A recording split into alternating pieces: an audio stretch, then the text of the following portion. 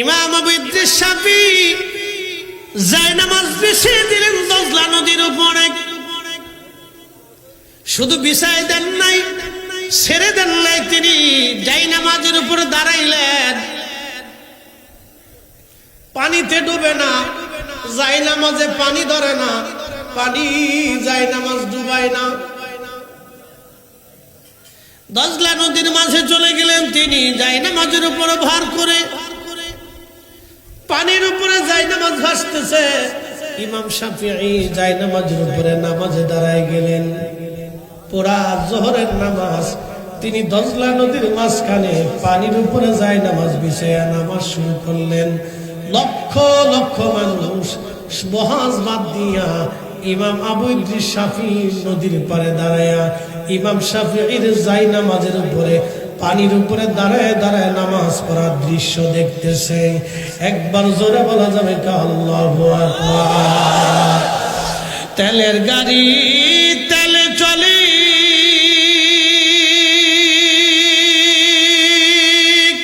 হাওয়ার গাড়ি হাওয়ায় উড়ে। তেলের গাড়ি তেলে চলে, হাওয়ার গাড়ি হাওয়ায় উড়ে। বিনা তেলে চালায় গাড়ি নবী সুলাইমান। আমরা সেই মুসলমান।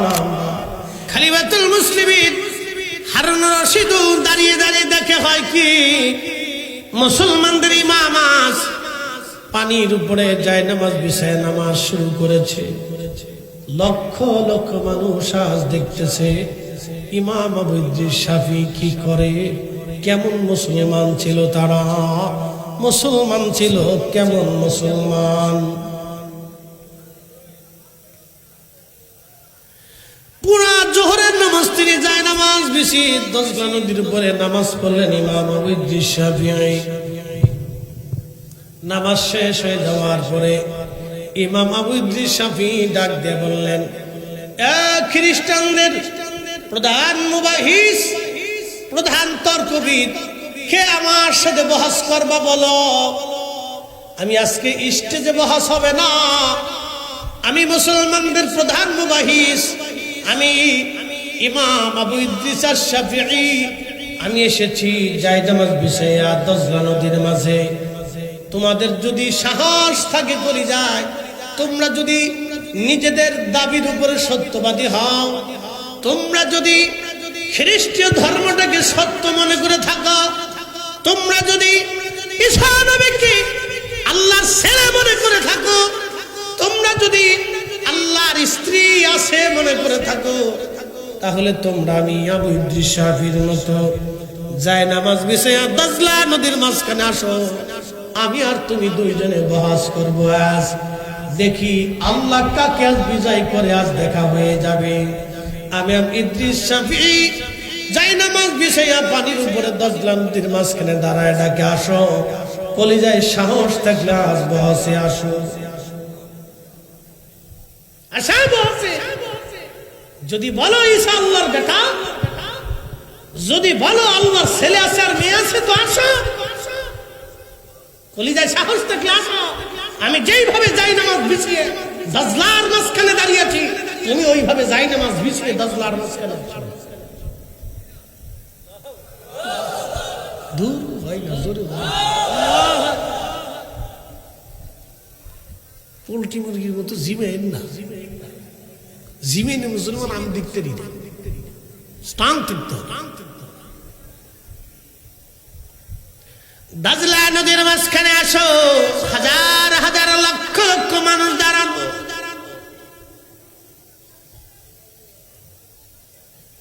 খ্রিস্টান কেন, 14 গোষ্ঠীর পক্ষেও তো সম্ভব না। কি কথা বলেন? খ্রিস্টান প্রধান মুবাহিস ডাক দে বলল, হুজুর বহস লাগবে না, আমাদের বোঝা হয়ে গেছে, বহসের দরকার নাই, বুঝেছি। যেই কোরআনের আনিত বিধান আমাকে দজলা নদীর পানির উপরে আজ নামাজ পড়তে শিখাইলো। পানি আপনার বাধ্য হয়ে গেল, পানি তো ডুবে না, ভিজায় না, পানি পর্যন্ত আপনাদের বাধ্য। আজ যেই কালেমা, যেই ইমাম, যেই নবী আনিত ধর্মের উপরে আপনারা বিশ্বাস করার কারণে আপনার এই মর্তবা আপনার মালিক আল্লাহ আপনাকে দিয়েছেন। আমাদের আর বুঝার বাকি নাই, ওই আল্লাহ এক, ও আল্লাহ সত্য, আপনার নবী আখিরি নবী, আমাদের আর কোনো দলিল লাগবে না। আপনি চলে আসেন, বহস করব না। এই স্টেজেই আপনার সামনে, সবার সামনে আপনার হাতে কালেমা পড়ে আমরা সব খ্রিস্টান মুসলমান হয়ে যাব। সারা মুসলিম সাম্রাজ্যিক, সারা খ্রিস্টান সাম্রাজ্যে জানা জানি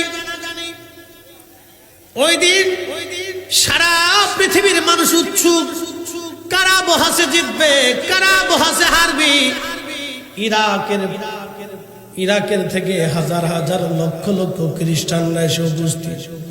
মুসলমানরাও বহাস দেখবে কে বহাসে জিতে এবং হারে। মুসলিমদের যিনি প্রধান মুবাহিস, মুসলমানদের ইমাম হযরত ইমাম আবু ইদ্রিস আশ-শাফি রাহিমাহুল্লাহ, আল্লাহ তার পবিত্র নামটা আমি মসজিদে নববীতে রাদিয়াল্লাহু তাআলা আনহু সহ লেখা দেখেছি। পৃথিবীতে 4 জন ইমামের নাম মসজিদে নববীতে সাহাবায়ে কেরামের নামের পরে রাদিয়াল্লাহু তাআলা আনহু সহ লেখা। আমি আমার এই মোবাইলে ভিডিও করে এনেছি, লাইভও দিয়েছিলাম, ওইখানে দাঁড়ায়া দেখো। যারা মাযহাব মানো না, যারা মাযহাব অস্বীকার করো, তারা ভালো করে দেখো। মসজিদে নববীতে আল্লাহ এবং তার রাসূলের নাম পাশাপাশি যারা শিরিক মনে করে, এই না ফরমান মুসলমান বাংলাদেশে এসে কালেমা ভাগ করার জন্য আইছো না, আমার রাসূলের নাম কাটার জন্য আসছো। আমরা সুন্নিরা যতদিন জিন্দা থাকবো আল্লাহর পরে রাসূলের নাম কাটতে আসতে আমরা প্রজন্ম দেয় জিহাদের ময়দানে হলেও যেতে হবে। কথা বলে ঠিক না?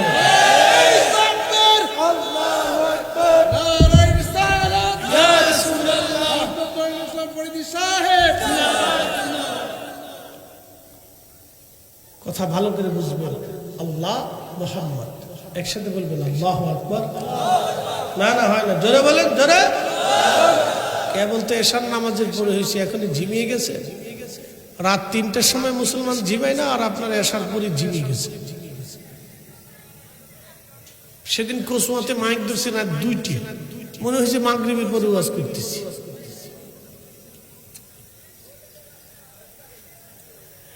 প্রিয় হাজিরিন, মনোযোগ দিয়ে শুনিয়া যান।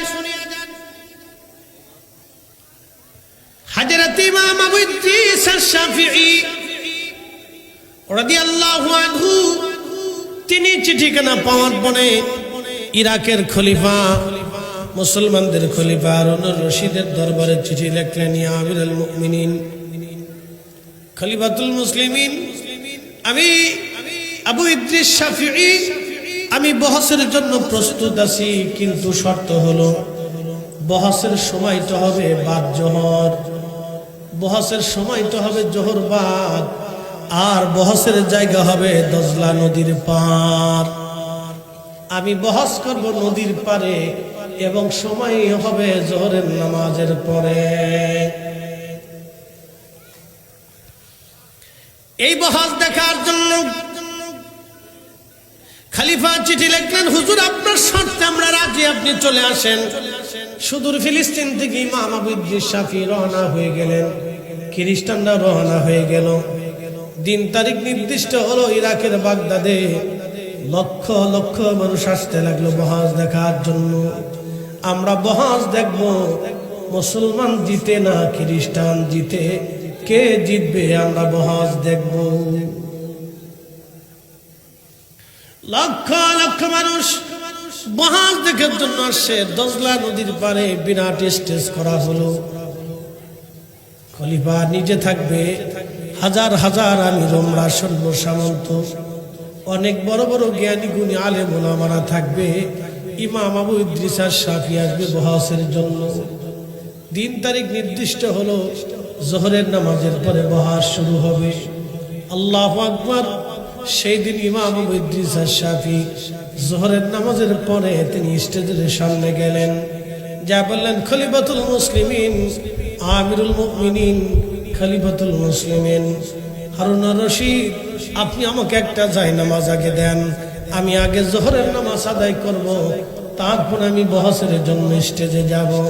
আগে জায়নামাজ দেন, আমি নামাজ পড়ে নেই। জায়নামাজ নিয়ে ইমাম আবু ইদ্রিস আশ-শাফিঈ দজলা নদীর মধ্যে জায়নামাজ বিছাই দিলেন। একসাথে বলবেন আল্লাহু আকবার। যে না বলবেন বুঝবে এটা কিপটে। একসাথে বলে, ধর হয় না, আরো জোরে বলে, জবান খুলে বলে।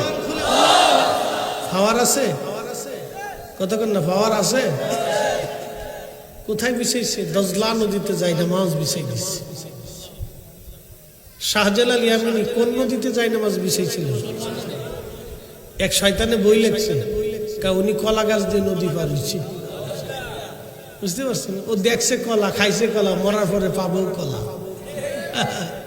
কলার ঘরের কলা। কত কোয়ালিটির শয়তান দেশে আছে।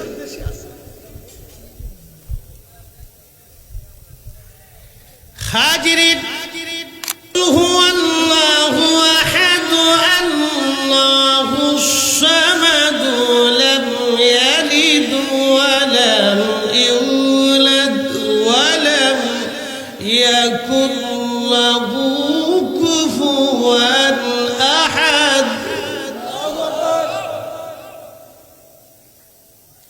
সূরা ইখলাস হচ্ছে আল্লাহর তাওহীদ ও রুবুবিয়তের চমকপ্রদ সাক্ষী। কুল হুয়াল্লাহু আহাদ, আল্লাহুস সামাদ, লাম ইয়ালিদ ওয়া লাম ইউলাদ।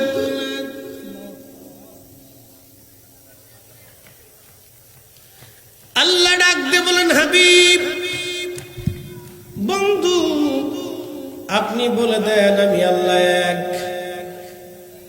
আপনি বলেন আমি আল্লাহ এক। আপনি আরো বলে দেন আল্লাহুস সামাদ। আপনি আরো বলে দেন আল্লাহুস সামাদ। আমি আল্লাহ কারো মুখাপেক্ষী না, সব সৃষ্টি আমি আল্লাহর মুখাপেক্ষী। চিৎকার মেরে জোরে বলেন সুবহানাল্লাহ।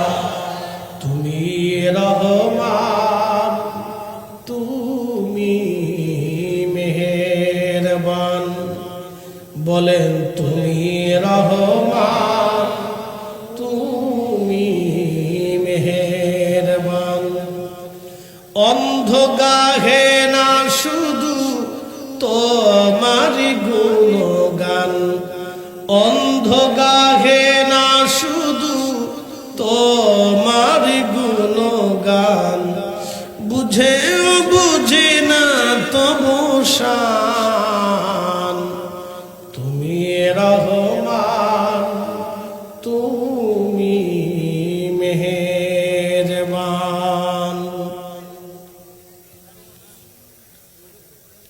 বাহুবলবাসী, এটা কি বাহুবল না সদর? বাহুবল তো মানে অনেক বড় থানা না, খারাপ না। এদিস কাছে চলে এসছে, মানে হবিগঞ্জ শহরের কাছে চলে এসছে।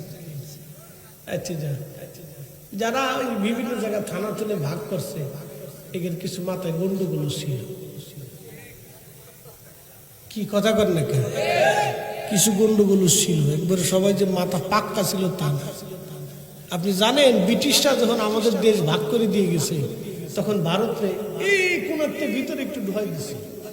কত বড় শয়তান দেখেন, ও কিন্তু সোজা টেনে দিতে পারত।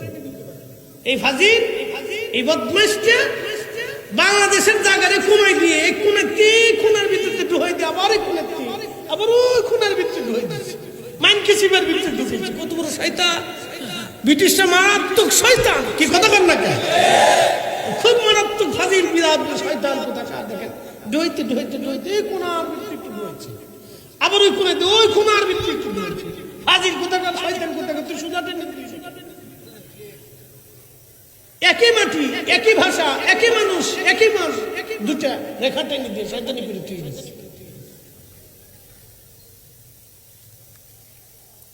আপনি চট্টগ্রামের ম্যাপ যদি দেখেন আপনার মাথা নষ্ট হয়ে যাবে। ডুহাইতে ডুহাইতে বাংলাদেশের ভিতরে ডুহাইয়া আবার কোনা পর্যন্ত বলে গেছে। আজিল কোথাকার।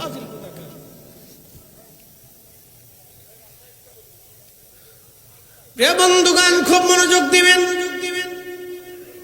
আমার রব, আমার আল্লাহ রাব্বুল আলামিন বললেন, হাবিব উম্মতকে বলে দেন, আমি আল্লাহ, আল্লাহু সামাদ, আমি আল্লাহ কারো মুখাপেক্ষী না, আল্লাহ এক, আল্লাহর কোনো শরীক নাই। এটা নিয়ে পৃথিবীতে বহুবার বহাস হয়েছে, অনেকবার তর্ক হয়েছে যে আল্লাহ, আরো আল্লাহ আছে, আরো আল্লাহ আছে। এই কথার উপরে বহু তর্ক বিতর্ক হয়েছে। আবার কেউ বলেছে কোনো আল্লাহই নাই, কোন স্রষ্টাই নাই, প্রকৃতি যার যার নিয়ম মোতাবেক চলতে থাকে। এটা হলো নাস্তিকদের আকিদা। তারা বলে সূর্য সূর্যের গতিতে চলে, চাঁদ চাঁদের গতিতে চলে, মানুষ মানুষের গতিতে চলে। এটা আর এক পাগল, তার মাথায় অনেক বড় গন্ডগোল ঢুকছে। কি কথা কন নাকি? ঠিক কিনা? অনেক বড় পাগল। তো এরকম এক নাস্তিকের লোকে ইমামুল আজম আবু হানিফা রাহমাতুল্লাহর বহস লাগছে। তো ইমাম আজম আবু হানিফা রাহমাতুল্লাহ অনেক বড় আলেম ছিলেন এবং অনেক বড় হিকমতওয়ালা ছিলেন। শুধু এলেমই ছিল না, হেলেমও ছিল খুব মারাত্মক, খুব জ্ঞানী লোক ছিলেন। হযরত ইমামুল আজম আবু হানিফা রাহমাতুল্লাহ আলাইহি নাস্তিকের সঙ্গে বহস শুরু হবে। দিন তারিখ নির্দিষ্ট হয়ে গেল।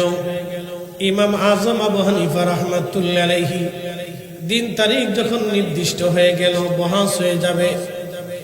বহসে নাস্তিক পণ্ডিত এসেছে, আরো জ্ঞানী গুণী সুধী সমাজ সবাই আসছে।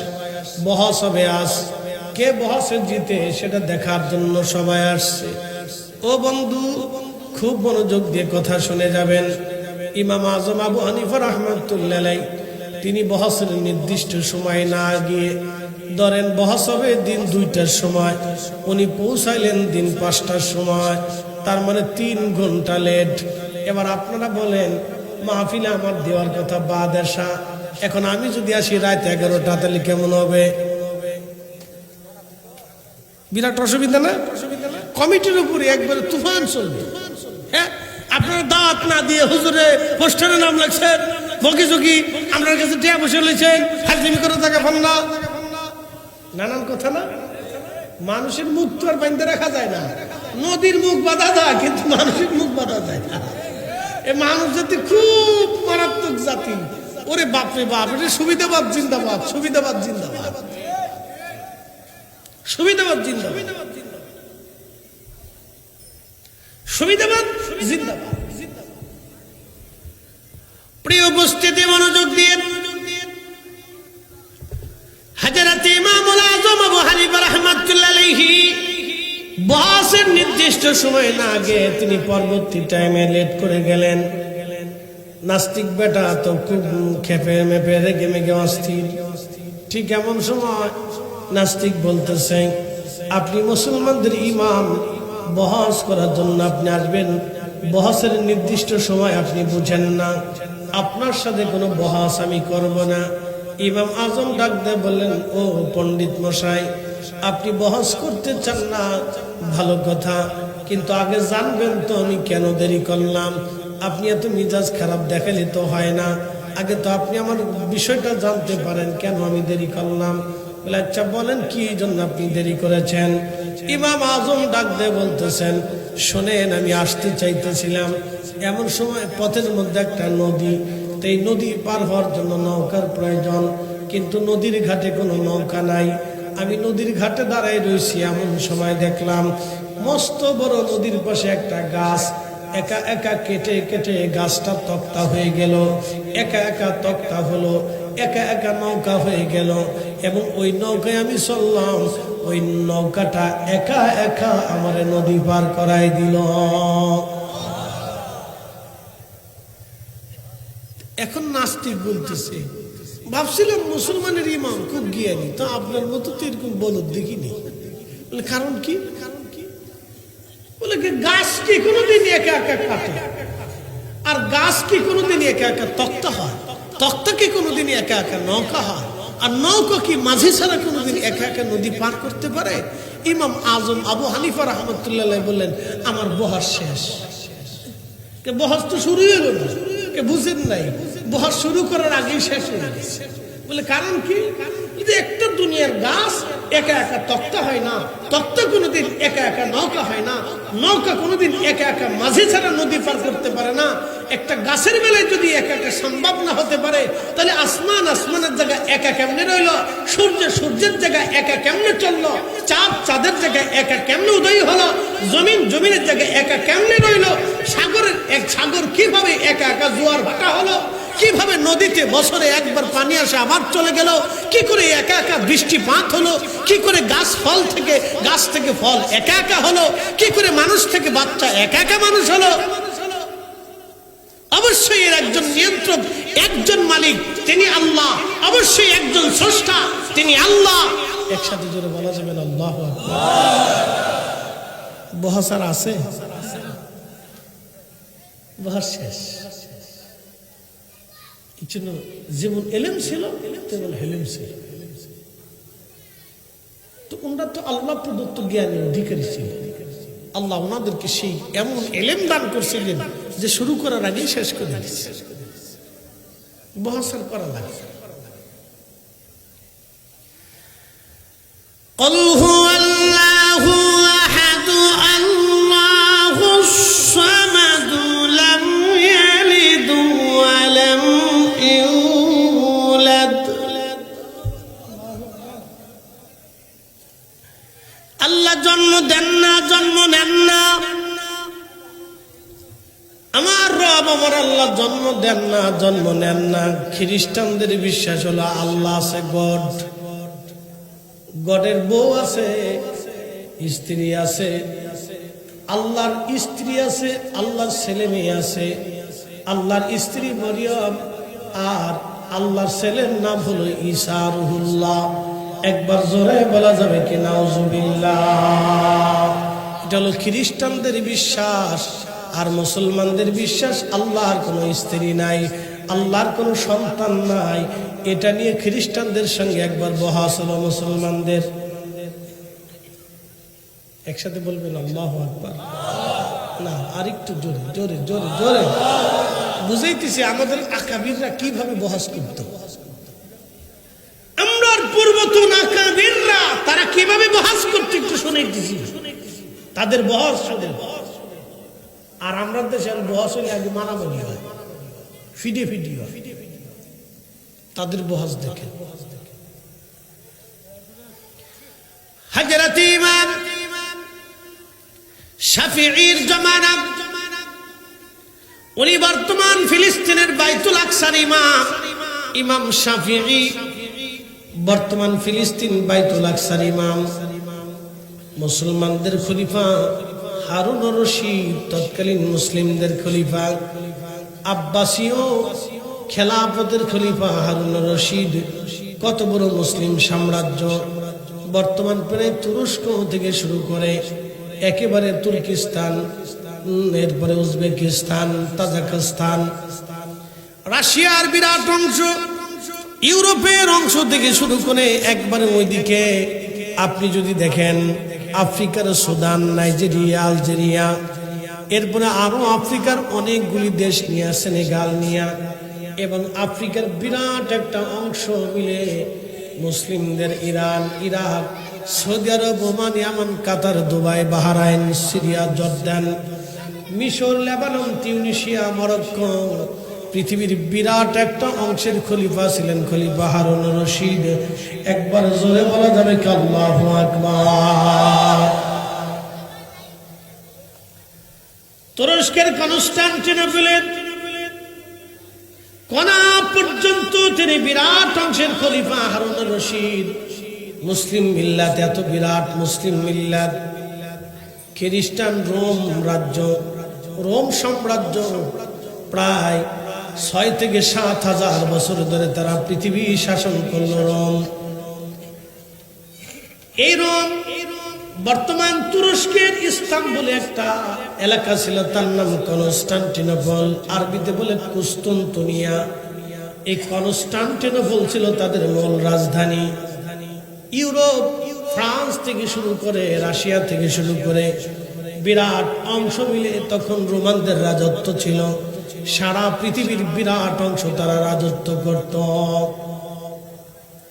রোমরা ছিল খ্রিস্টান ধর্মের অনুসারী। রোম রাজা তিনি চিঠি লিখলেন, মুসলিম রাজা হযরতে খলিফা হারুনুর রশিদের দরবারে চিঠি লিখে বললেন, খলিফাতুল মুসলিমিন হারুনুর রশিদ, আমি রোম রাজা, রোম সম্রাট, আপনাকে চ্যালেঞ্জ করলাম, আপনারা প্রমাণ করবেন ঈসা নবী আল্লাহর ছেলে না, ঈসা নবী আল্লাহর নবী। আর আমরা প্রমাণ করব ঈসা আলাইহিস সালাম আল্লাহর ছেলে, এবং আল্লাহর ছেলে আছে এবং স্ত্রী আছে। আমরা খ্রিস্টানরা প্রমাণ করব, আর আপনারা মুসলমানরা প্রমাণ করবেন আল্লাহর কোনো ছেলে নাই, ঈসা নবী আল্লাহর নবী। ঈসা আল্লাহর বেটা না, ছেলে না, ঈসা আল্লাহর নবী। আপনারা প্রমাণ করবেন, কোনো ধর্মীয় কিতাব থেকে হবে না, এটা যুক্তি তর্ক দিয়ে উপস্থাপন করতে হবে।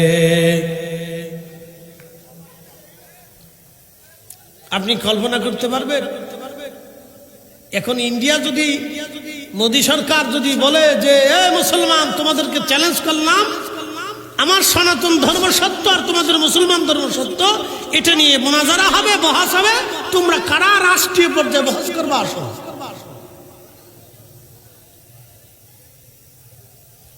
তাহলে সারা পৃথিবীতে এটা তোলপাড় লেগে যাবে না? সারা ওয়ার্ল্ডে এটা তোলপাড় লেগে যাবে যে তাহলে কে সত্য কে মিথ্যা। ডকুমেন্ট স্টাডি, তর্ক বিতর্ক হবে, সারা ওয়ার্ল্ড দেখবে কে জিতবে। পৃথিবীর 2 সাম্রাজ্য বহাসে নিমগ্ন, মুসলিম এবং খ্রিস্টান। খলিফাতুল মুসলিমিন হযরত হারুনুর রশিদ চিন্তায় পড়ে গেলেন, এই বহাসে যদি মুসলমানরা একবার হেরে যায়, কিয়ামত পর্যন্ত মুসলমান মাথা নিচু করে থাকবে, মুসলমান চেহারা দেখাইতে পারবে না, মুসলমানের মাথা নমনীয় থাকবে। কারণ খ্রিস্টানদের সাথে বহাসে হেরে যাবে মুসলমান, সারা জীবনের জন্য মুসলমানদের ইজ্জত নষ্ট হবে।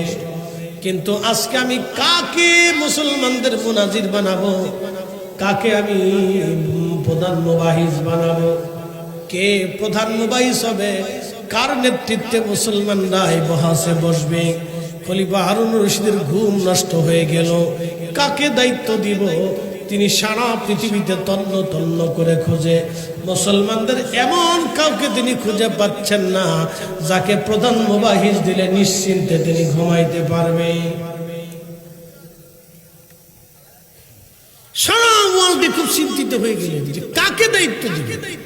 তো উজির আজম বলতেছে, খলিফাতুল মুসলিমিন, চিন্তার কোনো কারণ নাই। মুসলমানদের একজন ইমাম আছে, তার নাম ইমাম আবু ইদ্রিস আশ-শাফিঈ। তিনি ফিলিস্তিনের বাইতুল আকসার ইমাম, এলেমে হেলেমে আমলে বুজুর্গিতে তিনি বর্তমান পৃথিবীতে অন্যতম শ্রেষ্ঠ।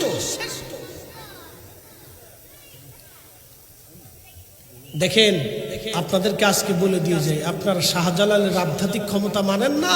এদেশের সলিমুদ্দিন মৌলবী কিছু মৌলবী বেরোইছে, 2 ফাতা পরে মনে করছে দিন কায়েম করছে। 18 কোটি মুসলমানের যা পারে নাই শাহজালাল আমিনী মুজাররদি একা তাই করে দেখিয়ে দিয়ে গেছে। কথা বলে ঠিক কিনা? ছোট করে দেখেন, ওনাদেরকে ছোট করে দেখার কোনো সুযোগ নেই। আউলিয়া একরাম যে ছোট করে দেখেন, ওনাদের এই অবদানকে ছোট করে দেখার সুযোগ নাই, উঠতে পারে নাই।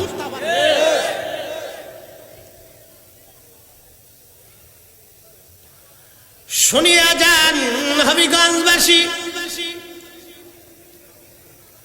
উজির আজমি কথা বলার পরে খলিফাতুল মুসলিমিন হারুনুর রশিদ বলতেছে, ঠিক আছে, আপনি তাহলে প্রমাণ করেন। হুজুরকে দাওয়াত করেন, চিঠি লেখেন ফিলিস্তিনের বাইতুল আকসায়। খলিফার পক্ষ থেকে চিঠি লেখা হলো, হুজুর, মুসলমানদের ইমাম খ্রিস্টান প্রধান রোম দেশ থেকে আমাদের উপর চ্যালেঞ্জ আসছে। আমরা প্রমাণ করব আল্লাহর কোনো ছেলে নাই, লাম ইয়ালিদ ওয়া লাম ইউলাদ। আমরা প্রমাণ করব আল্লাহর কোনো সন্তান নাই, স্ত্রী নাই, তিনি জন্ম নেন না, জন্ম দেন না। আর খ্রিস্টানরা প্রমাণ করবে আল্লাহর ছেলে আছে, স্ত্রী আছে, আল্লাহর ছেলে হযরত ঈসা নবী। তারা প্রমাণ করবে ঈসা আলাইহিস সালাম আল্লাহর বেটা। আর আমরা মুসলমানরা প্রমাণ করব ঈসা নবী আল্লাহর ছেলে না, তিনি শুধুমাত্র আল্লাহর নবী এবং রাসূল।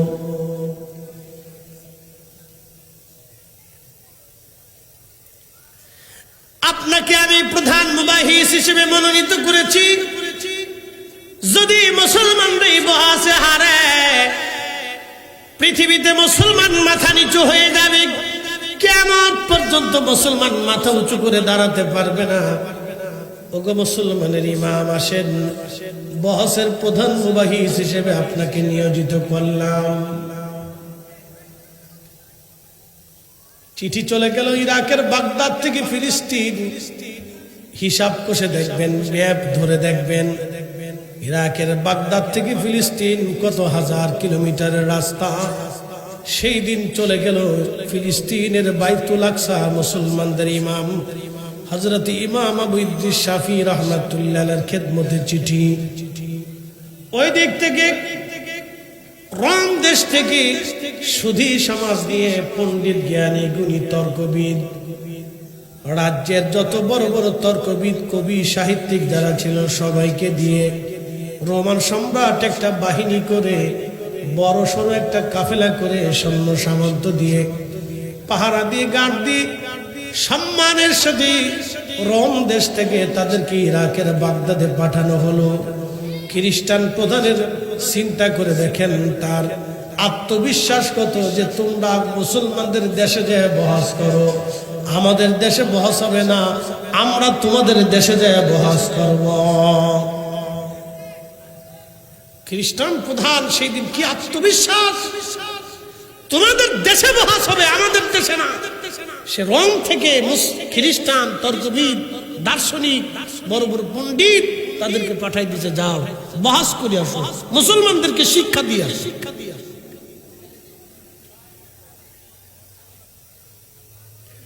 সারা মুসলিম সাম্রাজ্যে, সারা খ্রিস্টান সাম্রাজ্যে জানাজানি। ওই দিন সারা পৃথিবীর মানুষ উৎসুক, কারা বহাসে জিতবে, কারা বহাসে হারবে। ইরাকের থেকে হাজার হাজার লক্ষ লক্ষ খ্রিস্টানরা এসে উপস্থিত। মুসলমানরাও বহাস দেখবে, কে বহাসে জিতে এবং হারে। মুসলিমদের যিনি প্রধান মুবাহিস, মুসলমানদের ইমাম হযরত ইমাম আবু ইদ্রিস আশ-শাফি রাহিমাহুল্লাহ, আল্লাহ তার পবিত্র নামটা আমি মসজিদে নববীতে রাদিয়াল্লাহু তাআলা আনহু সহ লেখা দেখেছি। পৃথিবীতে চারজন ইমামের নাম মসজিদে নববীতে সাহাবায়ে কেরামের নামের পরে রাদিয়াল্লাহু তাআলা আনহু সহ লেখা। আমি আমার এই মোবাইলে ভিডিও করে এনেছি, লাইভও দিয়েছিলাম, ওইখানে দাঁড়ায়া দেখো। যারা মাযহাব মানো না, যারা মাযহাব অস্বীকার করো, তারা ভালো করে দেখো।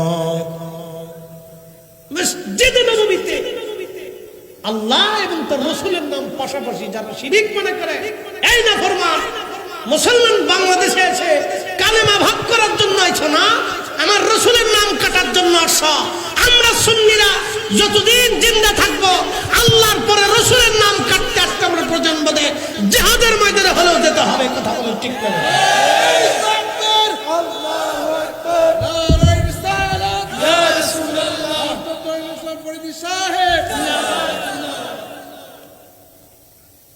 কথা ভালো করে বুঝবেন। আল্লাহ, মুহাম্মদ, একসাথে বলবেন আল্লাহু আকবার। না না হয় না, জোরে বলেন, জোরে। কেবল তো এশার নামাজের পরে হয়েছে, এখন ঝিমিয়ে গেছে। রাত ৩টার সময় মুসলমান ঝিমায় না, আর আপনার এশার পরে ঝিমিয়ে গেছে। সেদিন কোসমাতে মাইক ধরছে রাত ২টি, মনে হয়েছে মাগরিবের পরে ওয়াজ করতেছি।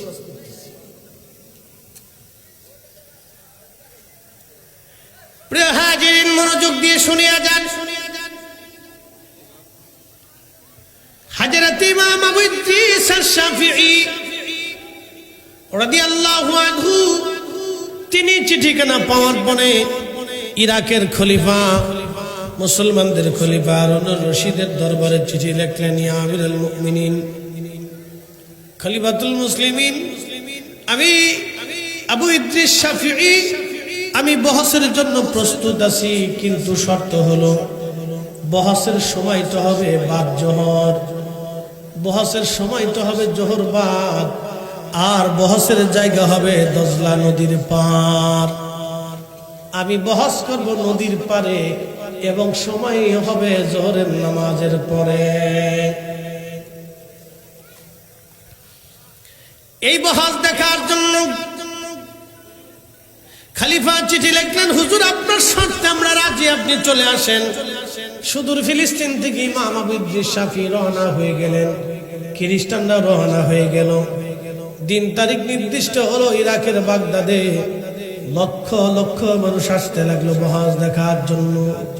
আমরা বহস দেখব, মুসলমান জিতে না খ্রিস্টান জিতে, কে জিতবে আমরা বহস দেখব। লক্ষ লক্ষ মানুষ বহস দেখার জন্য আসছে। দজলা নদীর পারে বিরাট স্টেজ করা হলো, খলিফা নিজে থাকবে, হাজার হাজার আমির ওমরা সৈন্য সামন্ত, অনেক বড় বড় জ্ঞানী গুণী আলেম ওলামারা থাকবে। ইমাম আবু ইদ্রিস শাফিঈ আসবে বহসের জন্য। দিন তারিখ নির্দিষ্ট হলো, জোহরের নামাজের পরে বহস শুরু হবে। আল্লাহু আকবার।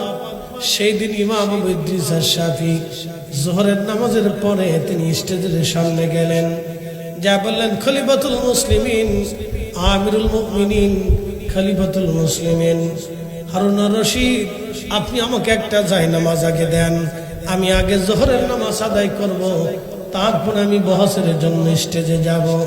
আগে জায়নামাজ দেন, আমি নামাজ পড়ে নেই। জায়নামাজ নিয়ে ইমাম আবু ইদ্রিস শাফিঈ দজলা নদীর মধ্যে জায়নামাজ বিছাই দিলেন। একসাথে বলবেন আল্লাহু আকবার। যে না বলবেন বুঝবেন এটা কিপটে। একসাথে বলবেন, ধাট হয় না, আরো জোরে বলেন, জবান খুলে বলে। পাওয়ার আছে কতক্ষণ না? পাওয়ার আছে। কোথায় বিছাইছে? দজলা নদীতে জায়নামাজ বিছাই দিচ্ছে। শাহজালাল ইয়ামানি কোন নদীতে জায়নামাজ বিছাইছিল?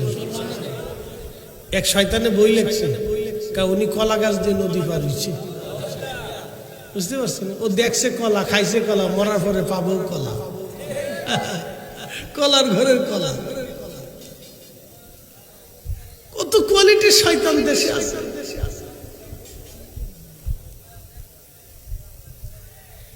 হাজিরিন, ইমাম আবু ইদ্রিস শাফিঈ জায়নামাজ বিছিয়ে দিলেন দজলা নদীর উপরে।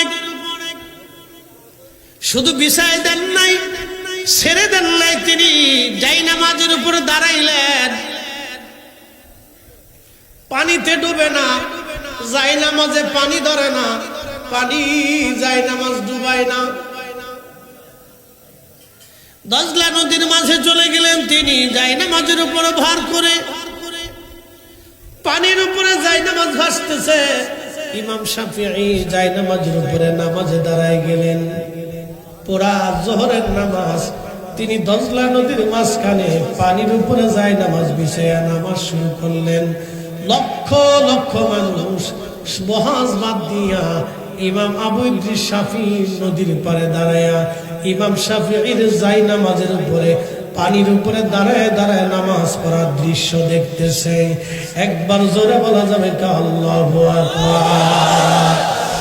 তেলের গাড়ি তেলে চলে,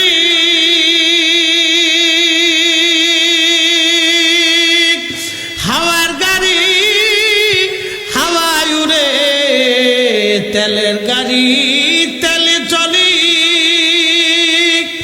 হাওয়ার গাড়ি হাওয়ায় উড়ে, বিনা তেলে চালায় গাড়ি নবী সুলাইমান। আমরা সেই মুসলমান, আমরা সেই মুসলমান। মসজিদে জুতা চুরি করি, গরু চুরি করে, আমি গরু চুরি করেছি, মুরগি চুরি করে মুসলমান।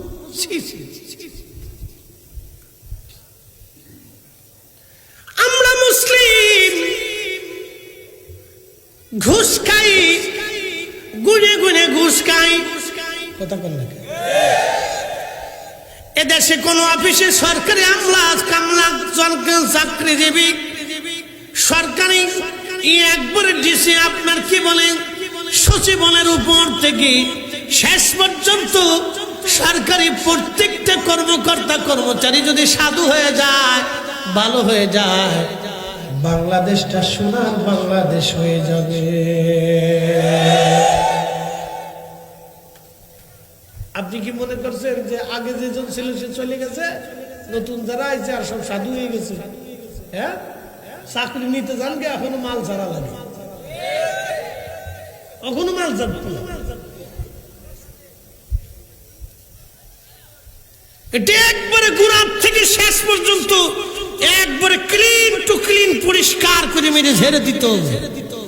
হযরত ওমরের মতো, সাহাবে কেরামের মতো, খোলাফায়ে রাশিদিনের মতো তার সম্পদের হিসাব প্রত্যেক 6 মাস বা বছরে বছরে হিসাব টানতে হবে।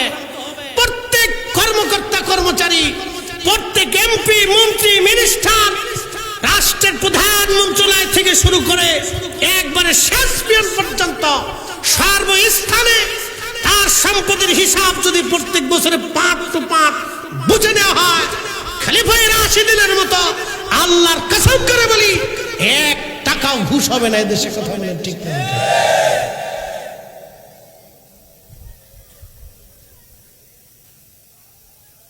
রন্দে রন্দে ঘা হয়েছে, ওষুধ কয় জায়গা দিবে? রন্দে রন্দে ঘা, জন্মগত ঘা, এটা জন্মগত ঘা হয়েছে। ওষুধ যতই দেন ঘা সারে না।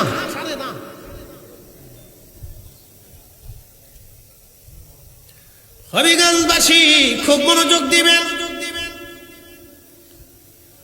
খোলাফায়ে রাশিদিন সাহাবায়ে আজমাইন যেইভাবে রাষ্ট্র চালিয়েছেন, দেশ চালিয়েছেন, বিচার কার্য করেছেন, সমাজ চালিয়েছেন, মসজিদ চালিয়েছেন, ওইভাবে যদি আমরা চালাইতে পারতাম তাহলে দেশ সুখে ভরে যাইত।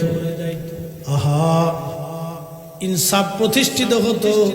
এখন আমাদের দেশে যে অবস্থা, বিচার কেমন হয় জানি না। এলাকার বিচার হয় চোখ মেরে বিচার করেন, চাচা চোখ মেরে দেখে চাচা, আবার ফোন দেয় চাচা, চাচা আমার দিকে একটু তাকায়েন চাচা। পুরো শয়তান কোথায়, চাচা আমার দিকে তাকাই, শাশির কাছে দিয়েছি, শাশির কাছে দিয়েছি। শাশি খুব মারাত্মক, শাশি খুব হাসি সাহেব, একবারে হজ করে শেষ করে ফেলেছে, বুরকা ছাড়া চলে না। শাশি বুরকা ছাড়া রাস্তায় বেরোয় না, কিন্তু শয়তানের আড্ডি।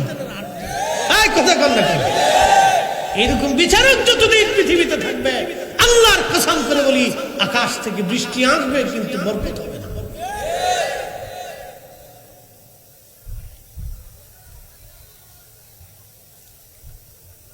খলিফাতুল মুসলিমিন হারুন রশিদ দাঁড়িয়ে দাঁড়িয়ে দেখে হয় কি, মুসলমানদের ইমাম পানির উপরে যায় নামাজ বিছায় নামাজ শুরু করেছে। লক্ষ লক্ষ মানুষ আজ দেখতেছে ইমাম আবু ইদ্রিস শাফি কি করে, কেমন মুসলমান ছিল তারা, মুসলমান ছিল কেমন মুসলমান। পুরা জোহরের নামাজ তিনি যায় নামাজ বেশি 10 নদীর উপরে নামাজ পড়লেন ইমাম আবু ইদ্রিস শাফিঈ।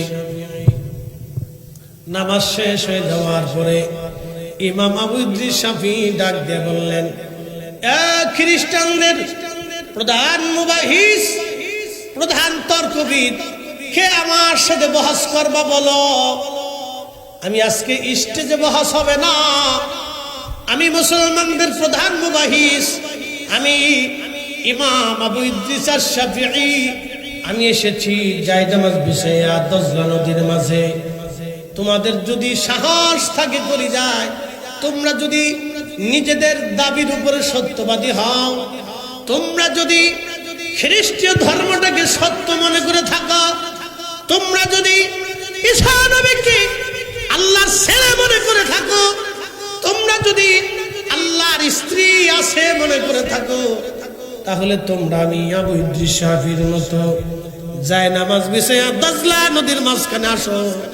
আমি আর তুমি দুইজনে বহাস করবো। আজ দেখি আল্লাহ কাকে আজ বিজয় করে, আজ দেখা হয়ে যাবে। আমি ইদ্রিস শাফি জায়নামাজ বিছাইয়া পানির উপরে দজলা নদীর মাঝখানে দাঁড়ায় ডাকে, আসো, কলিজায় সাহস থাকলে আজ বহাসে আসো। আশা বহাসে যদি বলো ঈসা আল্লাহর বেটা, যদি বলো আল্লাহর ছেলে আছে আর মেয়ে আছে, তো আসো, কলিজায় সাহস থাকলে আসো। আমি যেইভাবে জায়নামাজ বিছিয়ে দজলার মাঝখানে দাঁড়িয়ে আছি, তুমি ওইভাবে জায়নামাজ বিছিয়ে দজলার মাঝখানে আসো। দূর হয় না, জোরে পোল্ট্রি মুরগির মতো জিমেন না, জিমেন মুসলমান আমি দেখতে দিই না, স্থান তৃপ্ত। দজলা নদীর মাঝখানে আসো, হাজার হাজার লক্ষ লক্ষ মানুষ দাঁড়ানো।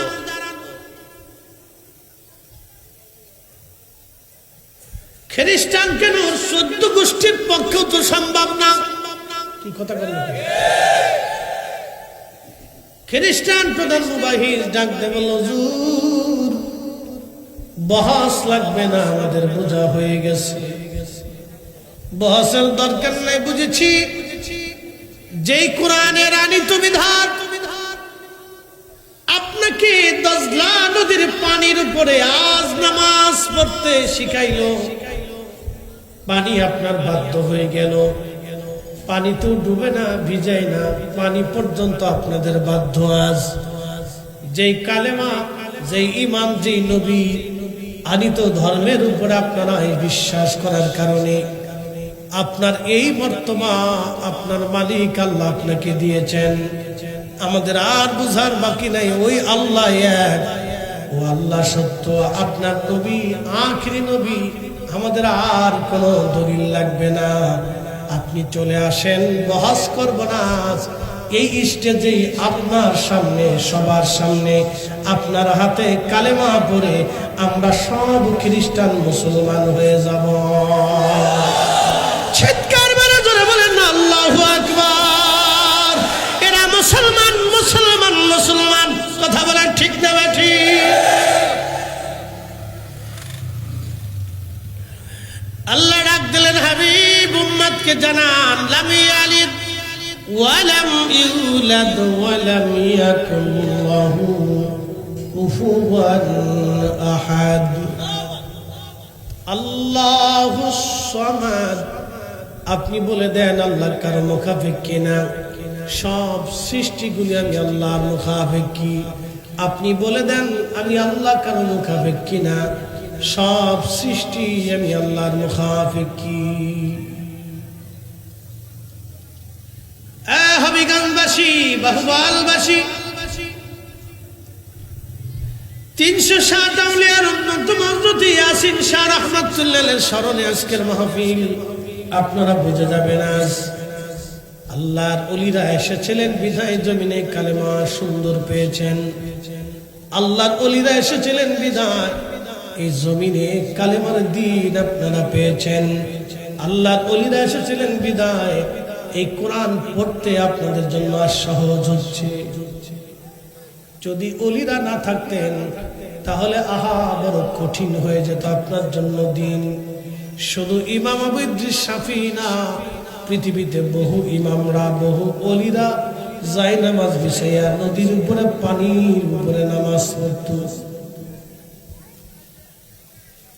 শুধু পানি না, পৃথিবীর সব সৃষ্টিগুলি তাদের গোলাম ছিল। এই জন্য আল্লামা ডক্টর ইকবাল রহিমাহুল্লাহ জবাবে শিকওয়ার মধ্যে তিনি লিখেছিলেন, কে আফাতুনে মুহাম্মদ সে तू हम तेरे है ये जांच जी किया लौह कदम तेरे है তুমি যদি আল্লাহর নবীর কদমের পরিপূর্ণ গোলামি করতে পারো, যদি তুমি তোমার জীবনে রাসূলের গোলামি তুমি যদি করতে পারো, আল্লামা ইকবাল বলেন ও দুনিয়ার মানুষ, তামাম কুল মাখলুক কায়নাত তোমার গোলামি করবে। বাংলার কবি কাজী নজরুল চমৎকার লিখেছিলেন, আল্লাহকে যে পাইতে চায় হযরতকে ভালোবেসে, আল্লাহকে যে পাইতে চায় হযরতকে ভালোবেসে, আরশ কুরসি লৌহ কলম না চাহিতে পেয়েছে সে।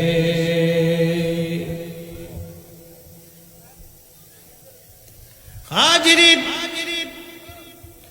এই জন্য মুসলমানদের ধর্ম বিশ্বাসের প্রথম বিশ্বাসের নাম লা ইলাহা ইল্লাল্লাহ, আল্লাহ ছাড়া আর কোনো মালিক নাই। কি কথা বল না কেন? আছে? যদি বলেন আছে, কল্পনাতেই আসবে, মগজই আসবে, কল্পনাতেই আনতে পারবে। আমার রব আল্লাহ ছাড়া আর কোন স্রষ্টার অস্তিত্ব পৃথিবীতে নাই, সৃষ্টিতে নাই। তিনি একমাত্র রব। তিনি বলেছেন আল্লাহুস সামাদ, আমি কারো মুখাপেক্ষী না, সব আমি আল্লাহর মুখাপেক্ষী। আল্লাহু লা ইলাহা ইল্লা হুয়াল হাইয়ুল কাইয়্যুম।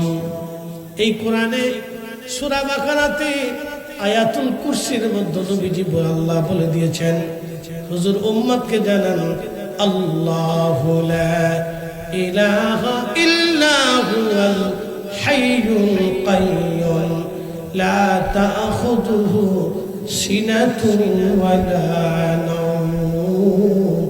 আল্লাহ ঘুমায় না, আল্লাহ ঘুমায় না, আল্লাহর কোনো দুর্বলতা নাই। একবার জোরে বলা যাবে কি মারহাবা। মুসা নবী আল্লাহকে ডাক দেখে, রাব্বি ঘুমাও না কেন? বলে মুসা আমি কি ঘুমাই না কেন বুঝতে চাও? বলে হ্যাঁ রব, আমি বুঝতে চাই। আমার আল্লাহ ডাক দিলেন, মুসা রে, এক পেয়ালা পানি হাতের তালুর মধ্যে নিয়ে দাঁড়িয়ে থাকবা সারা রাত। হযরত মুসা নবী হাতের মধ্যে পাতালুর মধ্যে পানির পেয়ালা নিয়ে দাঁড়ানো আছে। গভীর রাত হয়ে গেছে, তন্দ্রা এসে গেল, দুর্বলতা আসলো। বলেন আমাদের দুর্বলতা আছে না নাই? এই দুর্বলতার স্রষ্টাকে, শক্তির মালিককে। দুর্বলতাকে সৃষ্টি করেছেন, এই শক্তি সৃষ্টি কে করেছেন? আলো সৃষ্টি কে করেছেন? অন্ধকার সৃষ্টি কে করেছেন? জীবন সৃষ্টি কে করেছেন? মৃত্যু সৃষ্টি কে করেছেন? আল্লাহ। এই জন্য আল্লাহ বলছেন আল্লাহু লা ইলাহা ইল্লা হুয়াল হাইয়ুল কাইয়্যুম। তিনি চিরঞ্জীব, চিরস্থায়ী, যার শুরু নাই শেষও নাই, ডানো নাই বামও নাই, আগে নাই পরে নাই, ঊর্ধ্ব নাই নিম্ন নাই। আমার আল্লাহর ব্যাস নাই ব্যাসার্ধ নাই, দৈর্ঘ্য নাই প্রস্থ নাই। আমার আল্লাহর স্থান নাই, কাল নাই, সময় নাই। আল্লাহর শুরু নাই, কিন্তু বড় আফসোস আমাদের দেশে একদল আছে বুকে হাত বেঁধে নামাজ পড়ে। এরা বলে আল্লাহ আকার, কিন্তু আহলে সুন্নাতুল জামাতের আকীদা আল্লাহ নিরাকার। জোরে বলেন, জোরে জোরে। আমাদের বিশ্বাস আল্লাহ নিরাকার। আমাদের বিশ্বাস কি? জোরে বলেন। এই জন্য আকীদা বিশুদ্ধ করতে হবে। এ হবিগঞ্জবাসী, আল্লাহ নিরাকার, আল্লাহ নিরাকার। আহলে সুন্নাতুল জামাতের আকীদা বিশ্বাস আল্লাহ নিরাকার। তার কোরআন, তার বাস্তব প্রমাণ আপনাদের সামনে। আমার হাতে একটা মোবাইল আছে, জবান খুলে বলবেন যদি বুঝেন এই মোবাইলের দৈর্ঘ্য আছে না নাই, প্রস্থ আছে না নাই? আল্লাহর আছে। জোরে বলেন, আল্লাহর দৈর্ঘ্য আছে, প্রশ্ন আছে। আপনাদের সামনে যিনি বক্তা ওয়াজ করেন তার দৈর্ঘ্য আছে না নাই? প্রশ্ন আছে না নাই? ওজন আছে না নাই? শুরু আছে না নাই? আল্লাহর কি শুরু আছে? আল্লাহর কি শেষ আছে? আমাদের সবার শেষ আছে, আল্লাহর শেষ নাই। আমাদের সবার শুরু আছে, আল্লাহর শুরু নাই। আমাদের জন্ম হয়েছে, আল্লাহর জন্ম হয় নাই। আমরা জন্ম দেই, আল্লাহ জন্ম দেন না। আমাদের ব্যাস আছে, ব্যাসার্ধ আছে, ওজন আছে, জায়গা দখল করে আছি। আল্লাহর এইগুলি নাই। সমগ্র সৃষ্টি শুরু আছে, শেষ আছে, আল্লাহ শুরু নাই, শেষও নাই। সমগ্র সৃষ্টি জায়গা দখল করে আছে, আল্লাহ জায়গা দখল করে নাই। সমগ্র সৃষ্টি দেখা যায় কিন্তু আল্লাহ দেখা যায় না। সমগ্র সৃষ্টি অনুধাবন করা যায় কিন্তু আল্লাহর কুদরত অনুধাবন করা যায়। একসাথে জোরে বলা যাবে আল্লাহু আকবার। মোবাইলটা কি নিরাকার না আকার? জোরে বলেন। আপনি কি নিরাকার না আকার? আমি কি নিরাকার না আকার? আল্লাহ ব্যতীত যত সৃষ্টি আছে সব কিছুর অস্তিত্ব আছে, আকার আছে, বেকার আছে, ওকার আছে, জায়গা দখল করে আছে, ওজন আছে। বলে হুজুর বাতাসের তো ওজন নাই। কে বলছে বাতাসের ওজন নাই? আপনি এটাকে বলের মধ্যে ঢুকায় দেন, দেখবেন এর ওজন আছে। বাতাসের শুরু আছে, আবার শেষও হয়ে যাবে। কিন্তু আমার আল্লাহর শুরু নাই, শেষ নাই। এই জন্য একমাত্র আমার আল্লাহ নিরাকার, আর সব আকার আকার আকার। একমাত্র আমার আল্লাহ নিরাকার, আল্লাহ নিরাকার। অতএব আল্লাহকে যারা নিরাকার মনে করবে না তারা কখনো আহলে সুন্নাত ওয়াল জামাত হতে পারে না।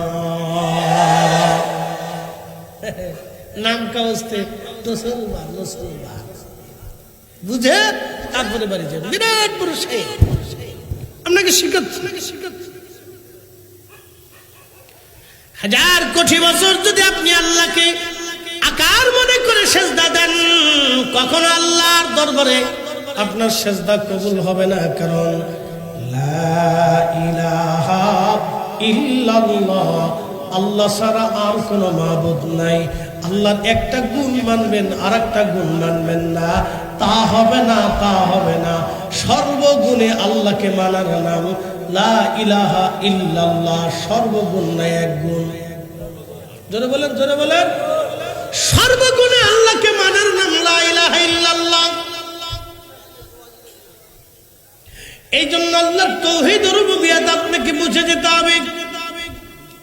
আমার রব, আমার আল্লাহর কোনো শরীক নাই। লা শারীকা লাহু ওয়া বিযালিকা উমিরতু ওয়া আনা আউয়ালুল মুসলিমিন।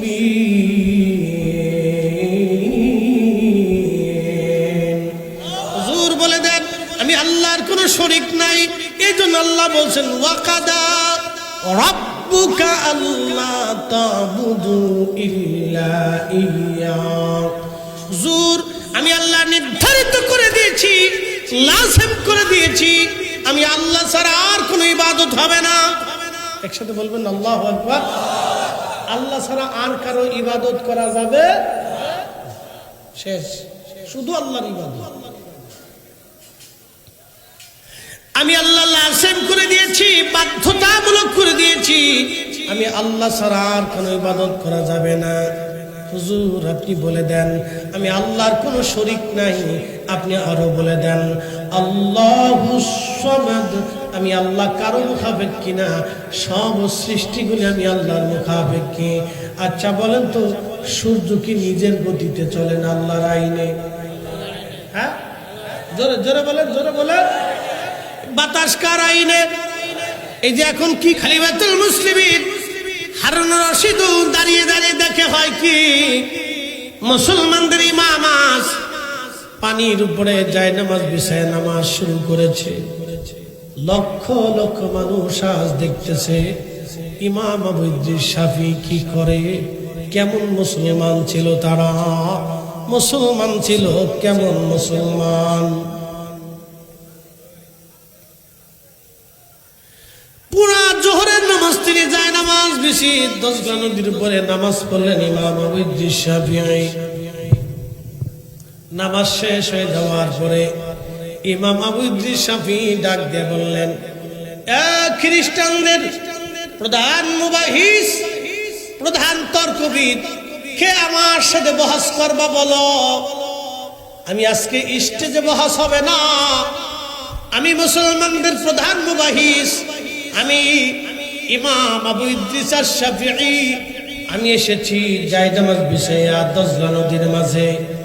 তোমাদের যদি সাহস থাকে করে যায়, তোমরা যদি নিজেদের দাবির উপরে সত্যবাদী হও, তোমরা যদি খ্রিস্টীয় ধর্মটাকে সত্য মনে করে থাকো, তোমরা যদি ঈসা নবীকে আল্লাহর ছেলে মনে করে থাকো, তোমরা যদি আল্লাহর স্ত্রী আছে মনে করে থাকো, তাহলে তোমরা আমি আবু ইদ্রিস শাফিঈর মতো জায়নামাজ বিছাইয়া দজলা নদীর মাঝখানে আসো।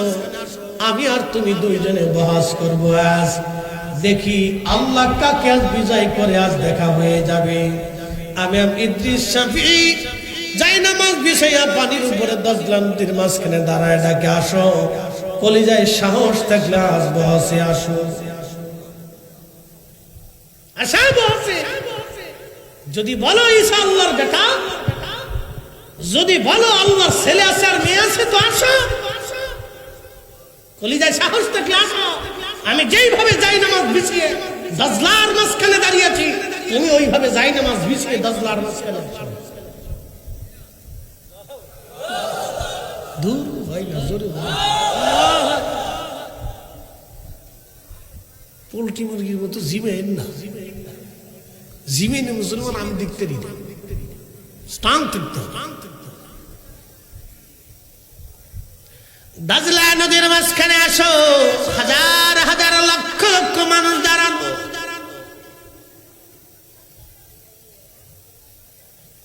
খ্রিস্টান কেন, 14 গোষ্ঠীর পক্ষেও তো সম্ভব না।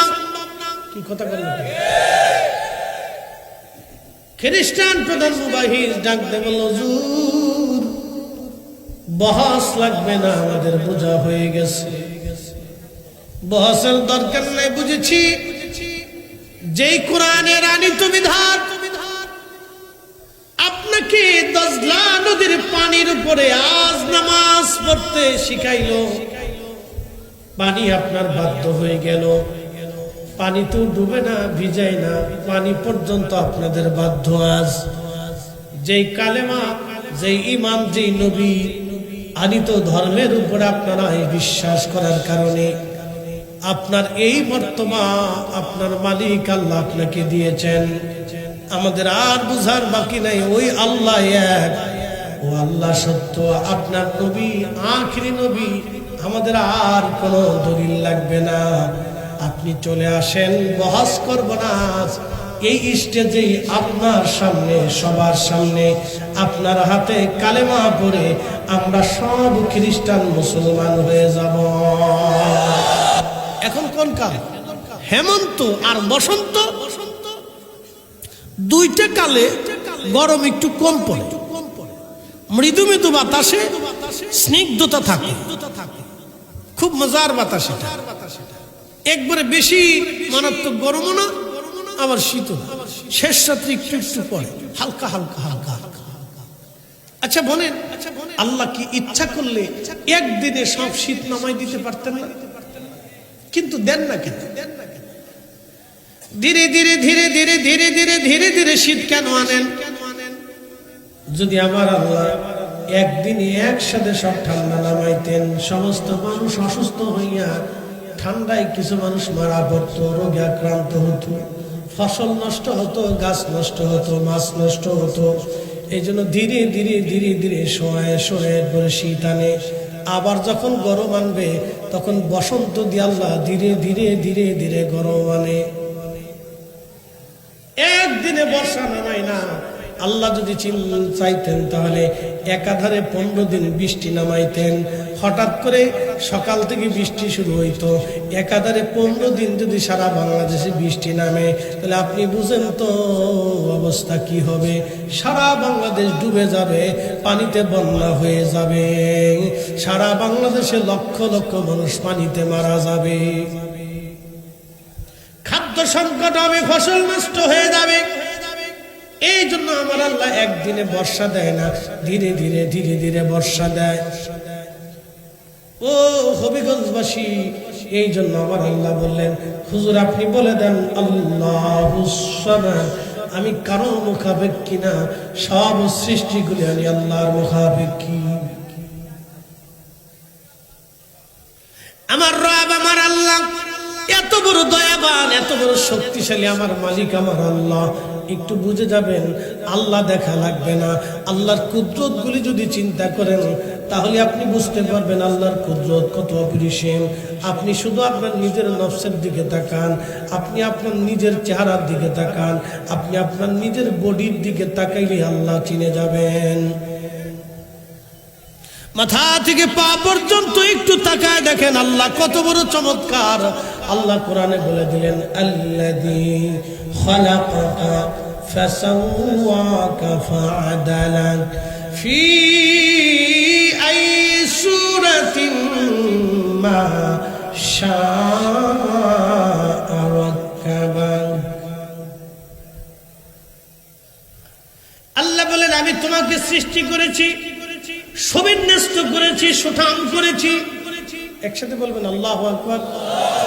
না আরো জোরে জোরে জোরে জোরে জোরে।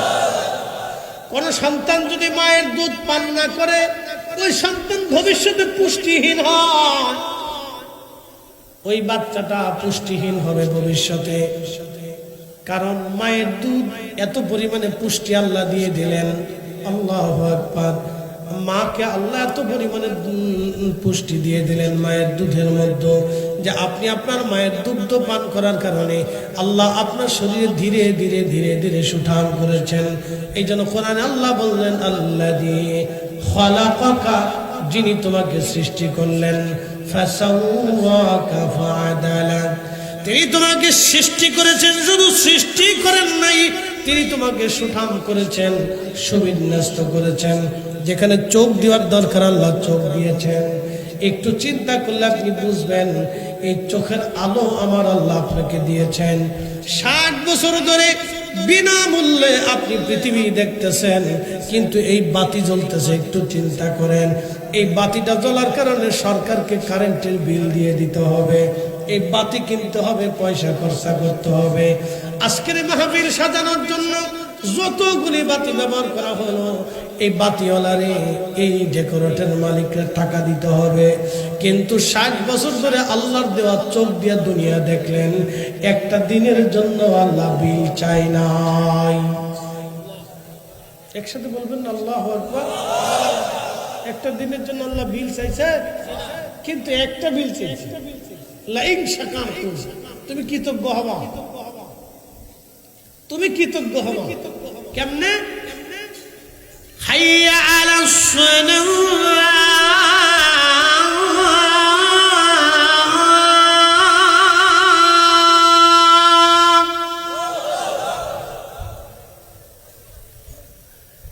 নামাজের দিকে আসো, সালাতের দিকে আসো।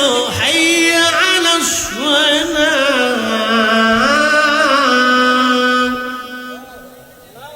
সালাতের দিকে আসো।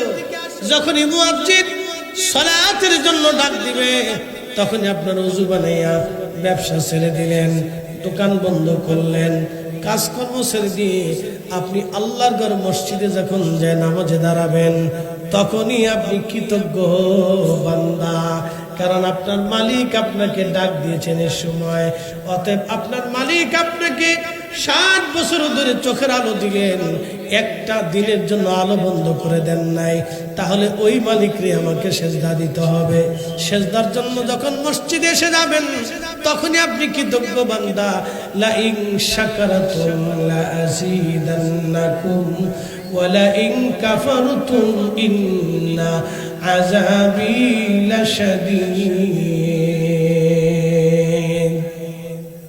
আপনি তখনই কৃতজ্ঞ বান্দা।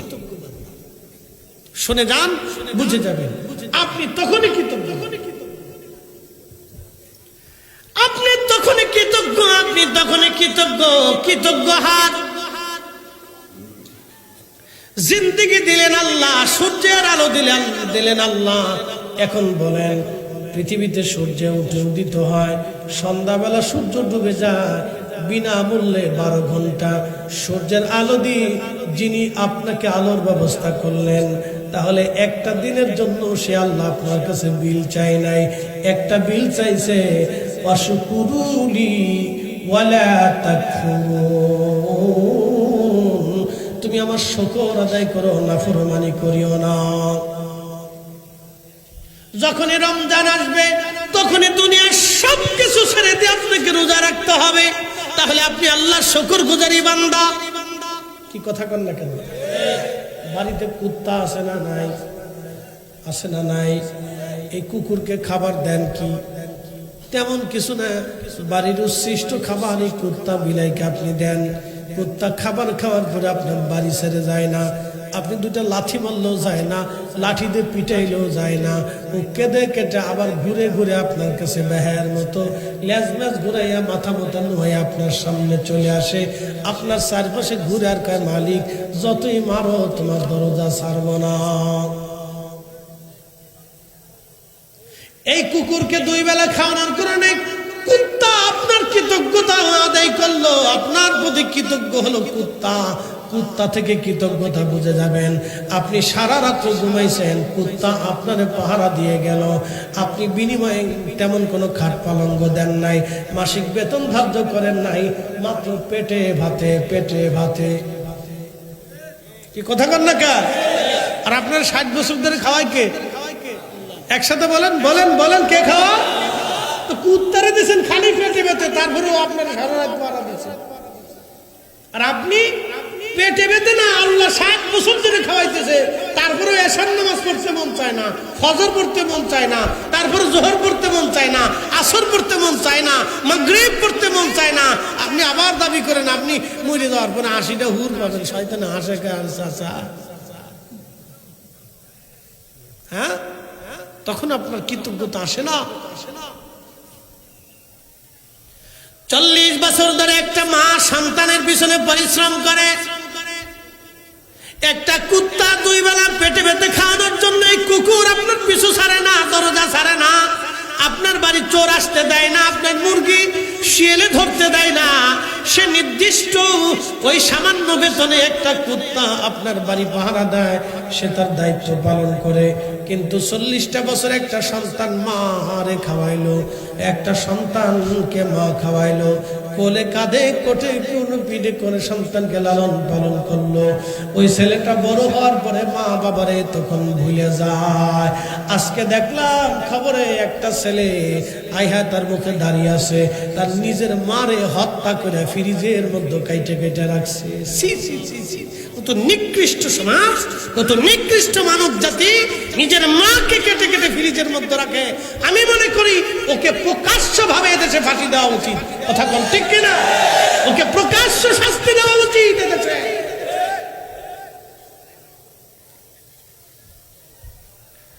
এই হচ্ছে আমার দেশের যুব শ্রেণী। আজ একটা কুত্তা যদি আপনি পালেন আপনার কৃতজ্ঞ হবে, নাফরমানি করবে না। কিন্তু সন্তানটা আজ নাফরমানি করে ফেললো। কোনো মা কল্পনাই করতে পারে না তার সন্তান তারে হত্যা করবে।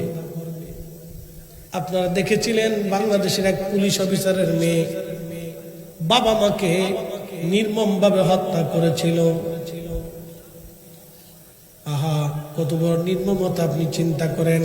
একটা বাবা মার কাছে সন্তান নিরাপদ, সন্তানের কাছে বাবা মা নিরাপদ। আজকে এইভাবে যদি চলতে থাকে, বৃদ্ধাশ্রম যদি বাড়তে থাকে, তাহলে কুত্তাকে মানুষ ফেল করে ফেলবে। কুত্তার মধ্যে আনুগত্যতা কৃতজ্ঞতা আছে, কিন্তু মানুষের মধ্যে কৃতজ্ঞতা নষ্ট হয়ে গেছে। কথা কন না কেন? কুত্তার কৃতজ্ঞতা আছে, মানুষের কৃতজ্ঞতা নেই। খাবার দিবেন, খাইয়ে বাস আপনার বাস মারার চিন্তা করবেন, উপকার করবেন, ওই আটকেলা বাস নিয়ে খারাপ। এটা মানুষ। আপনি যারা উপকার করবেন বুঝবেন যে ও বাস নেওয়ার জন্য আপনি রেডি থাকেন, ও আপনার বাস দেবেই। এটা মানুষ। কিন্তু কুত্তারে খাওয়ান, আপনার দরজা ছাড়বে না। এখান থেকে বোঝার অনেক কিছু আছে, শিখার অনেক কিছু আছে। আমাদের জীবনে অনেক কিছু শিখার আছে। হবিগঞ্জবাসী, বাহুবলবাসী, কোরআনের রব আমাদেরকে বললেন, বলেন তো রিজিক আমাদের দেয় কে? জোরে বলেন, জোরে জোরে জোরে। 60 বছর ধরে কে খাওয়াচ্ছে? আল্লাহর বিধানের বাইরে একটা দানা ভাত বেশি খাওয়ার সুযোগ আছে? কোনো সুযোগ নাই। আল্লাহ বলেন, ও বান্দা, ওয়া আনফিকু মিম্মা রাযাকনাকুম মিন ক্বাবলি আইয়াতিয়া আহাদাকুমুল মাউত